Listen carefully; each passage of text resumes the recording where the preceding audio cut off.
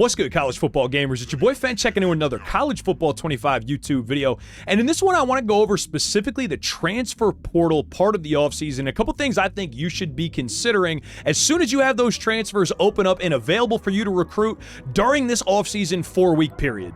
Real quick before we get started, I just wanted to say thank y'all for what's becoming a commonplace of excellent communication from comments. We posted a video yesterday about Offseason 101, some tips and tricks and tactics you can use throughout the offseason. We just did one live in a workshop, and a couple of you guys made excellent corrections and adjustments to a couple things we had in that video, so I wanted to say thank you for that and just touch on a couple of those before we hop into today's video on the transfer portal. So one of the two main areas I actually wound up being incorrect on in that video was in particular about the multiple persuasion attempts when we're using UNC as an example. I've only ever used created coaches, so I've not had the relevant coaching skill trees to give me these extra swings, which is why if you watch the video, it took me by surprise.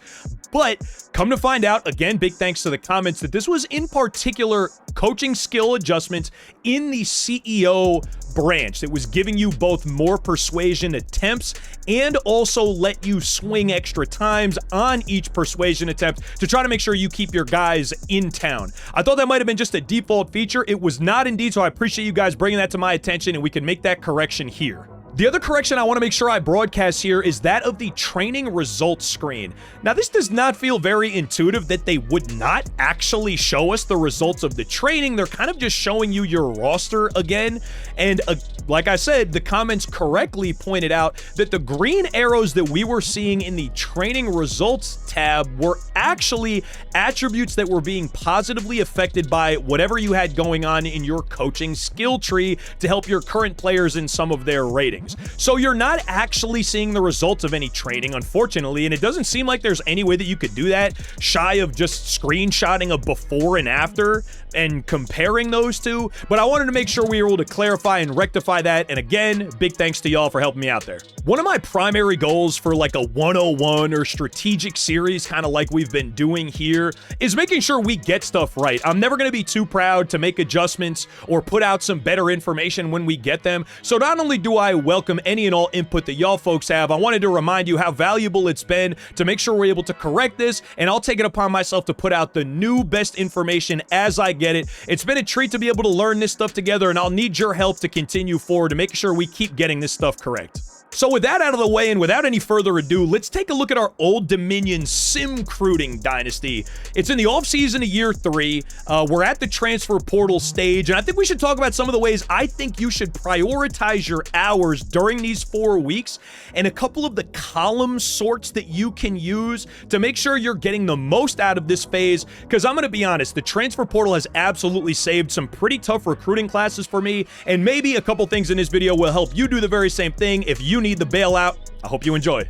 So here we go into off-season recruiting week 1 of 4, which is the first time that you'll be able to add transfer students, athletes, to your recruiting board just like you would recruit anybody else. It works through the same process. It's just condensed. While recruiting you'll have all year to do, transfers you'll only have 4 weeks to work over. Briefly, let's just consider where you will be at with your recruiting board. And I hate that I have to give this disclaimer again, but as always, the team that we're using here doesn't really matter so much at all. Old Dominion, one of the worst programs in the game for certain, but we have them juiced up to like an 87 overall after 3 years. The recruiting stuff has been super helpful. Make sure you check out those videos we posted on recruiting. There's 3 pieces to it. We've been using a lot of stuff in there to try to get a little better at the craft, and I think it's working out, especially in this Old Dominion Sim recruiting dynasty here. So when we go back into our off-season recruiting tab, we'll see for the first time the transfer portal list of players. Consider where you'll be at this part of the season. The recruiting board, the way you had been looking at it as far as incoming freshmen, is going to be pretty well cooked. Obviously, when it's sorted like this by recommended, you're going to see a lot of people that are still looking like they're available. But once we start looking through our target of 4-star prospects, this list has been already picked pretty clean, right? Same thing is going to be for 5 stars. There's not going to be a whole heck of a lot of life in here. We'll scroll down to 3 stars, which I would expect to have some more ability than obviously 5 and 4. But my point is the recruiting board for incoming freshmen is going to be pretty well picked through. You can consider, as I scroll back over to my recruiting board here, we added some guys pretty late in the game, trying to be one of the only offers that they had in town. And we were able to accomplish that in a couple different spots. A lot of offers here on Manelli and D. Tam. But now we get down here to Reggie Baker. We're the only offer this guy has. And this is a great part in the season to make sure that if nobody else has put an offer on these players, whether it's transfer or just an inbound freshman, that you at least can spend the 5 hours to throw your hat in the ring and offer a scholarship. So that's one of the first priorities I would have at this stage, is if you do want to go through your freshman prospects, you'll go to add the prospect, obviously. And big shouts to the chat. This is another sort, a column sort that I picked up from you good folks, so thank you so much. You can square sort on the offer column specifically. So, like, ideally, if you had, say, a 5-star, 4-star that did not have any offers up here, you'll know that. You'll be able to be the only offer in town, and that should up your odds to land those guys a little bit. Takeaway is just that you can sort by the offer column to find out pretty quickly and easily who has offers and who doesn't. If you wind up being the only game in town, you could land some guys that maybe you wouldn't have otherwise over a longer-term recruit. So once you've added in a couple guys that you feel like you might be able to get in the mix with just by being one of their only offers, you can go back through that list and kind of decide whether or not you want to spend some extra hours on them or not. My advice would probably be to focus in your hours on the transfer portal guys. These are going to be, sophomores, juniors, less often seniors, but they will often be players that could make an immediate difference for you. So when you're deciding kind of how to spend your hours and where to spend your hours, I would look through no offer guys first, add them to your board, and be the only offer in town. From there, scroll through, and let's get the first example of someone I probably would not spend any extra hours on. And this is a pretty good example here with Ian House. 4-star halfback, we would probably love to have him on Old Dominion, but as things stand, he has 4 different offers, including his top influence school being LSU and having a tier 5 pipeline score. There's almost no way we're going to be able to recover this difference, and this feels like a guy that I would not indeed spend any extra hours on, and in fact probably just go ahead and take him off my board to make some space for the transfer guys we'll want to add later. Conversely, a situation like Reggie Baker is a 3-star, so he's going to be a little more in our wheelhouse, but I think you should consider hard locking a couple of these guys that you are in the lead for influence with. Baker, I would throw on a couple hours with. Kindred, the same way. Another example of a guy in Boozer we might just want to take off the board completely. We're fighting with Alabama, who he also has an offer for, and we're losing in pipeline tier. So anything that Alabama does with Glenn Boozer is going to be more impactful than anything we could do. And with that big of a deficit, another guy I would probably, unfortunately, just go ahead and take off of our board, even though we're in second place, looking at the particulars with his pipeline tier and where we stand relative to that. McCoon a little bit in the middle. Goodwell, it feels like a guy we could be dancing with, spend some hours there. I'm not going to go through and actually put any recruiting actions on these guys, but hopefully you could kind of notice a couple of the ways you could see your influence graphs, and you can make your decisions and kind of prioritize your recruiting board based off of that. So once you've scrubbed through, making sure you're getting a couple offers out to guys that don't have them already, cleaning up some of the board that you've had left over from the season, but also remembering that it might not be the right time to really dig deep into the incoming freshmen just because you've been beating this recruiting board to death all year. The 5, 4 stars, a lot of the top guys are already going to be spoken for, so make sure you don't miss anybody that could play for you falling through the cracks. But again, in my opinion, probably prioritize your transfer portal guys. So now when we scroll over to the transfer portal here, I think it becomes a lot about what you're looking for and how you're going to use your sorts. A couple things you might consider. This is a 4-week progression, so it's going to be much more condensed than a full season of recruiting will be. Stuff is going to happen much more rapidly. You might consider first Starting on your recommended tab and sorting by interest column using Square on PlayStation, X on Xbox, just to see who wants to come to play for you. So when sorted by this, we don't really want to bring any, in the Old Dominion's case, we don't really want to bring any 2 or 1 stars to town. A couple 3 stars here that were in the mix for the D tackle and the cornerback here. I'm taking a look at their star ranking, what stage they're in, interest showing that they are indeed considering coming to play for us. And in a similar way, although in week 1, nobody's going to have any offers, but as you progress through these weeks, you can scroll all the way over here. You don't see it on the default screen. It's hidden a little bit over to the right, but if you can indeed scroll all the way over to the right and do that same sort by offers to make sure you're not letting anybody slip through the cracks. Because the transfer portal 4 weeks is so much more condensed, it's my opinion that your pipeline influence score can help you out to a higher degree because things are moving much faster. You can consider that as a sort here as well. And we are locked out on a bunch of these guys on our recommended tab already in the transfer portal. A lot of deal breakers. We're not using a great school, so especially if you're playing with a tier 1 school, you're probably going to have significantly more openings in here. But now scrolling around to, let's take a look at 5 stars. Would anyone even consider coming to town? No 5 stars are transferring. Love that. Love that for them. Hate that for us.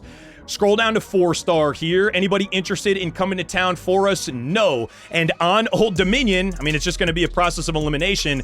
Not only is nobody interested in us early, we are indeed locked out top to bottom everywhere for the most part here. Kind of pain. We're left to scroll right back down to 3 star again. Process of elimination.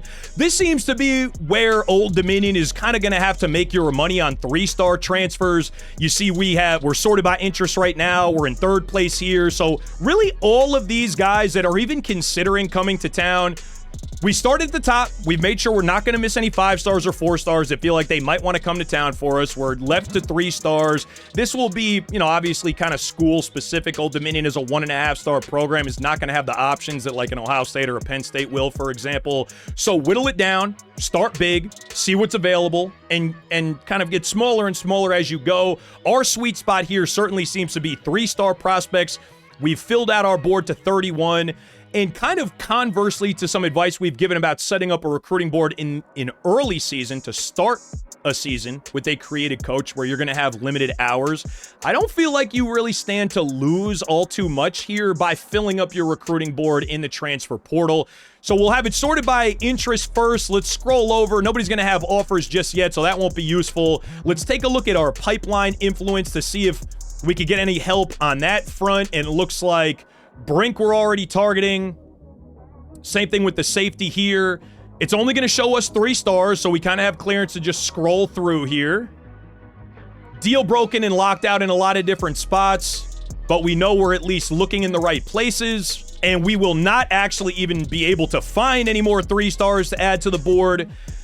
Then it becomes dealer's choice. I am not going to go ahead and add any 2-star prospects to the board. I don't think that's not the direction we want the program moving in, right? So 31 targets will be good enough here. Try to fill out your board if you can, but it's not absolutely pertinent. And then once you go back to recruiting board here, one way that you could handle your hours is kind of just taking a look at where you should be averaging per player.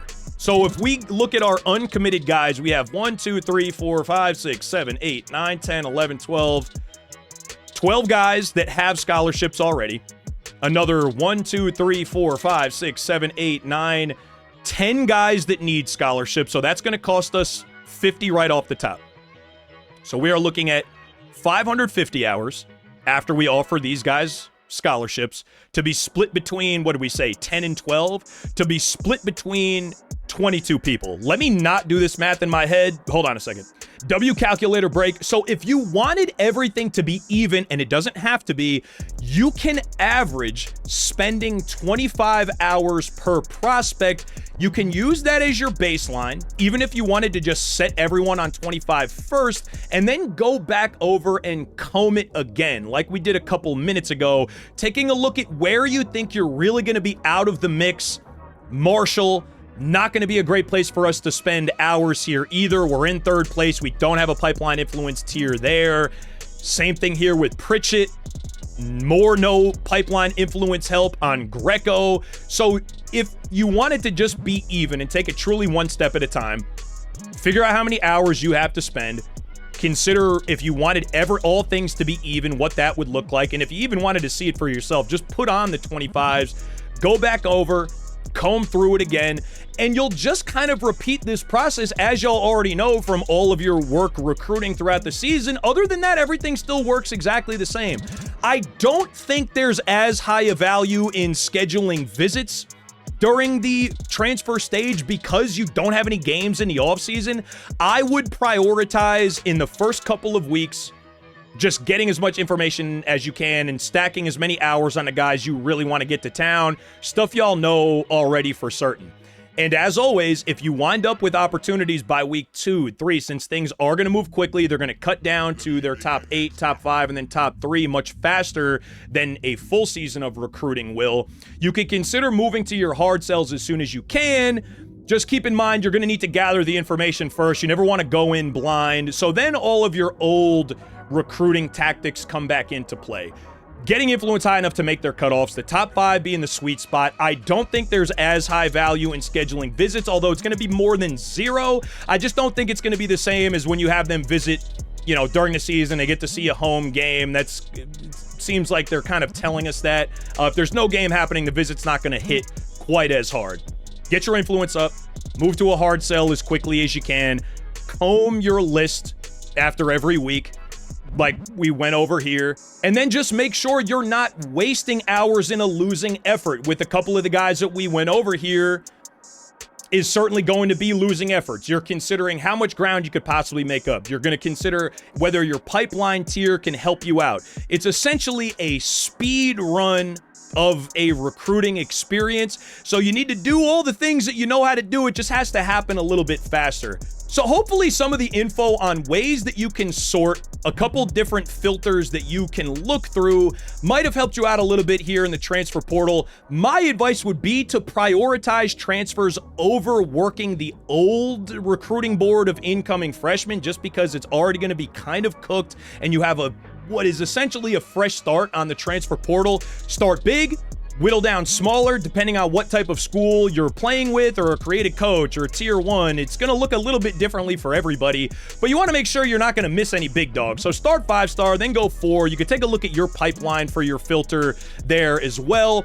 Clean the board up every week. Make sure you're conserving hours when you can, but putting your chips on the table otherwise, because there's nothing else to really spend your hours on here throughout these 4 weeks. Make absolutely certain you're spending all of them, pretty much no matter what, even if it is just amounting to bringing in a 2-star or a 1-star that you're not super excited about, but just to up your recruiting class a little bit. Don't forget, you'll be able to convince them, encourage them to transfer later on if you wind up in a roster bind just by signing too many people. It's not such a bad problem to have. So I hope this gave you 1 or 2 extra things to think about when you get to the transfer portal stage of the offseason. Make sure you don't miss it. I very nearly simmed on a week. The transfer portal opens up during the offseason recruiting phase immediately, and missing that initial board setup would be pretty catastrophic. You'd be shooting yourself in the foot. So make sure you catch that.